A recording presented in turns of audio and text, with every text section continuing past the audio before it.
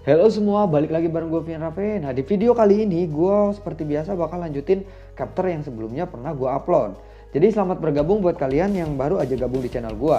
Nah gue tegasin sekali lagi, di sini gue cuman bacain alur cerita dari versi novel atau manhwanya itu sendiri. Jadi kalau misalkan di videonya ada perbedaan atau ini berbeda pak, ini begini, ini begitu, harap dimaklum ya. Karena filmnya sendiri belum rilis di episode yang gue ceritain saat ini. Jadi tanpa banyak basa-basi, yuk kita langsung check this out aja alur ceritanya. Di episode sebelumnya, Yellow bersama Xiaoyan yang merencanakan akan pergi ke Akademi Jianan, Xin beralih ke Ling Ying yang datang menemui nona muda Sun Er di Akademi Jianan. Ling Ying, akhirnya kamu kembali. Bagaimana kabar kakak Xiaoyan? Ucap Sun Er pada saat itu. Tuan muda Xiaoyan tidak memiliki masalah. Perjanjian 3 tahun antara dia dan Nalayan Ran berakhir dengan kemenangan seperti yang diharapkan. Hanya saja setelah perjanjian berakhir, Elder Mr. Cloud menghalangi Tuan muda Xiaoyan, termasuk tindakan Yun San, ucap dari Ling Ying. Tetapi untungnya, taktik Tuan muda Xiaoyan jauh melebihi harapanku. Meskipun dengan adanya Yun San menyusahkanku, Tuan muda Xiaoyan memiliki tangan kanan Ratu Medusa. Akhirnya, kami meninggalkan sekte Mystic Cloud dalam keadaan utuh. Sun Er yang kaget dengan kata-kata Ling Ying mendengar Ratu Medusa, dia lalu berkata, Ratu Medusa? Bahkan orang sekuat Ratu Medusa menjadi tangan kanan kakak Xiaoyan? Ucap dari Sun Er. Ling Ying lalu berkata lagi, dulu saya tidak begitu mengerti mengapa nona muda ingin melindunginya. Namun setelah bekerja sama dengan Tuan muda Xiaoyan, aku sedikit mengerti. Saya pikir jika anak kecil itu diberi waktu yang cukup, saya khawatir bahkan kepala klan tidak akan berani menyangkalnya dengan mudah.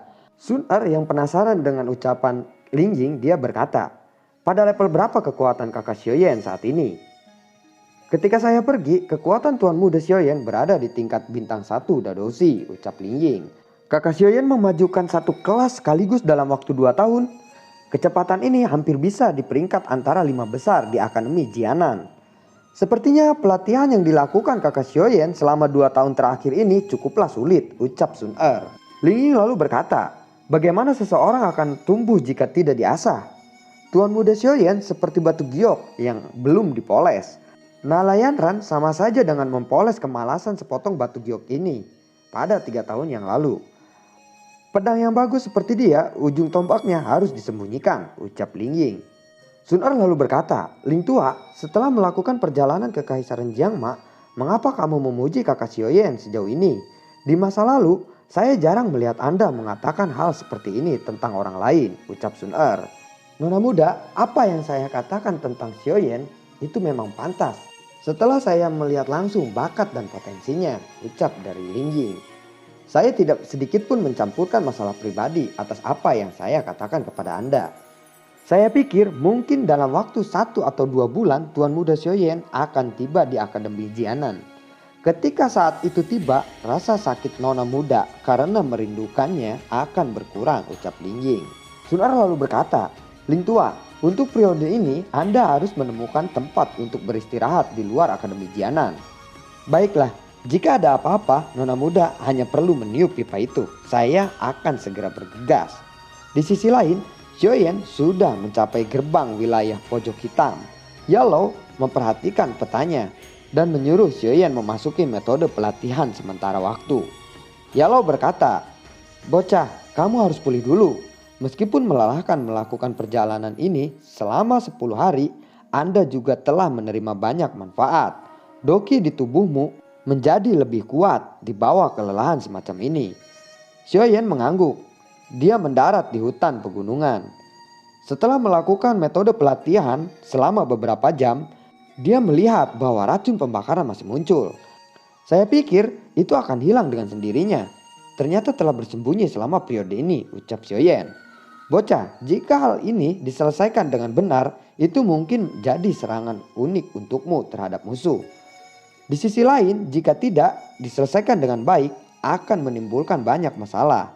Bagaimanapun, toksin jenis ini telah mengalami mutasi dan meningkatkan terhadap beberapa jenis penangkal.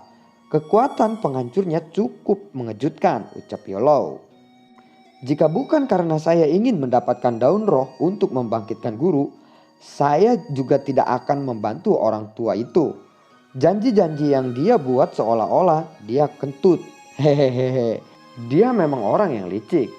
Setelah saya membantu mengeluarkan racun di tubuh Nalanji, orang tua itu memiliki penampilan yang sangat berterima kasih. Tetapi apa yang terjadi setelah itu? Dia melihat dengan matanya sendiri bahwa saya sedang dikejar oleh Misty Cloud. Namun Nalanji tidak bergerak sedikit pun.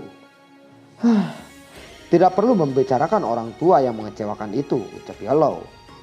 Guru, haruskah kita memasuki wilayah sudut hitam sekarang, ucap Xiaoyan. Yellow mengangguk dan berkata, cobalah menggunakan sayap ungu dan tidak terlalu lama. Teknik doki terbang adalah barang yang sangat langka dan bisa diambil paksa oleh orang lain. Jika Anda bertemu dengan seseorang yang kuat, mereka mungkin menjadi serakah dan akhirnya membunuh Anda karena ingin mendapatkan sayap tersebut. Guru, kenapa tempat ini seperti kandang harimau, ucap Xiaoyan. Hahaha, jika tidak seperti itu, bagaimana mungkin wilayah pojok hitam disebut wilayah paling berbahaya di seluruh benua?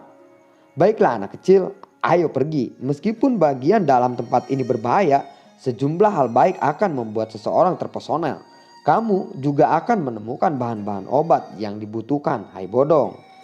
Baik guru, tentu saja saya akan melunasi hutang saya kepadanya. Di samping itu, saya juga ingin melihat seberapa bahaya di sana, ucap Xiaoyan. Di area wilayah pojok hitam, Xiaoyan sedikit terkejut melihat orang yang sedang disiksa. Kemudian Yellow berkata, saya akan mengingatkan Anda sekali lagi. Di wilayah pojok hitam ini, jangan terlalu berbelas kasih. Di sini membunuh seseorang itu seperti membuang sampah ke selokan. Xiaoyan mengangguk dan berkata, saya bukan orang yang terlalu baik. Saya juga bukan orang suci yang penuh kasih sayang. Saya juga bukan orang yang bisa menyelamatkan penderitaan dunia. Saya hanya berpikir bagaimana cara saya untuk menjadi lebih kuat. Kemudian pergi dan melindungi orang-orang yang harus saya lindungi. Saya sedang tidak mood untuk peduli tentang orang lain. Yellow lalu berkata, itu adalah sikap terbaik untuk bertahan hidup di dalam wilayah sudut hitam. Baiklah guru, ayo kita pergi, ucap Xiaoyan. Xiaoyan memasuki wilayah sudut hitam tanpa menggunakan sayap. Hanya setelah dia memasuki gerbang utama, dia kaget melihat panah melesat ke arahnya. Seorang penjaga gerbang meminta uang jalan sebesar 500 koin emas. Peraturan yang aneh, ucap Xiaoyan sambil bergumam. Kemudian setelah dia berikan uangnya, mereka membiarkan Xiaoyan memasuki aula sudut hitam. Baru saja Xiaoyan masuk, seorang preman menghadangnya. Preman itu meniupkan trompet dan berkata, ada orang baru yang telah memasuki wilayah sudut hitam. 3 orang pada saat itu langsung mengepung Xiaoyan. Mereka mau membegal semua barang-barang yang dimiliki Xiaoyan. Memang benar kata guru, tempat ini benar-benar kacau, ucap Xiaoyan. Anak kecil, kamu akhirnya mengerti setelah mengalami secara pribadi kan, ucap Yellow. Tanpa basa-basi lagi, 3 orang itu langsung melempar pisau ke arah Xiaoyan. Dengan sekejap, Xiaoyan membunuh mereka semua dan berkata, di masa depan, sebelum kamu menyerang orang, kamu lebih baik membedakan dengan jelas celah antara mangsa atau yang dimangsa.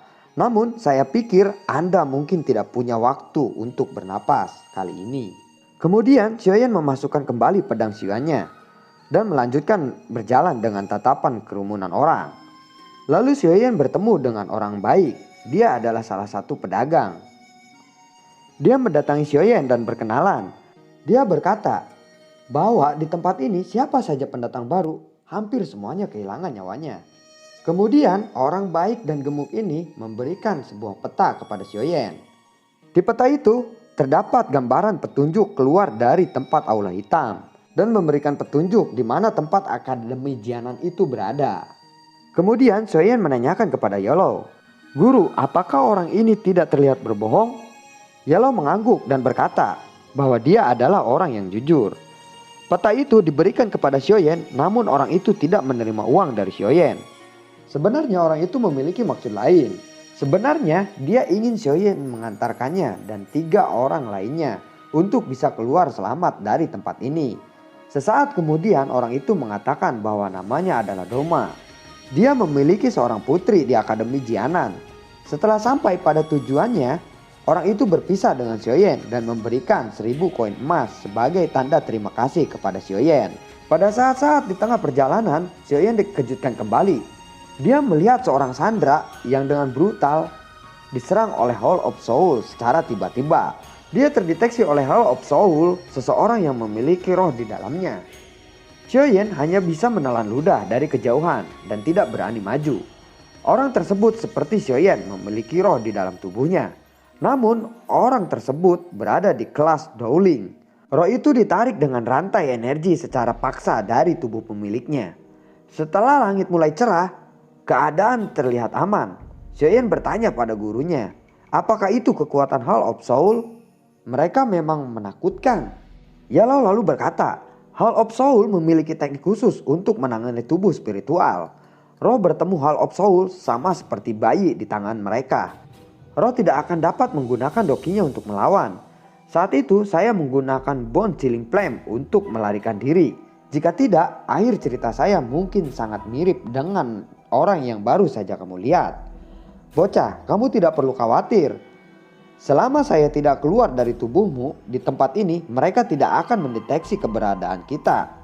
Xiaoyan lalu berkata, mari kita sesegera mungkin meninggalkan tempat ini, guru. Saya masih memiliki lebih dari 100.000 koin emas, ucap Xiaoyan. 100.000 itu tidak akan cukup untuk membeli bahan-bahan obat, hai bodong. Manfaatkan kemampuan alkemismu. Kamu bisa menggunakan uang itu untuk membeli 2 set bahan obat Green Spirit Pill 3 baris. Lalu jual itu di rumah lelang. Xiaoyan menyesal, selama di Kaisaran Jiangma sebelumnya dia tidak mempedulikan soal uang. Dan saat ini di dalam kesulitan keuangan. Dan apakah Xiaoyan bisa mendapatkan obat-obatan yang di request oleh Hai Bodong atau tidak? Dan bagaimana cara Xiaoyan untuk bisa bertahan dalam kesulitan keuangan pada saat ini? Nantikan konten gua berikutnya. Dan sehat selalu untuk kalian dan sampai jumpa. Assalamualaikum.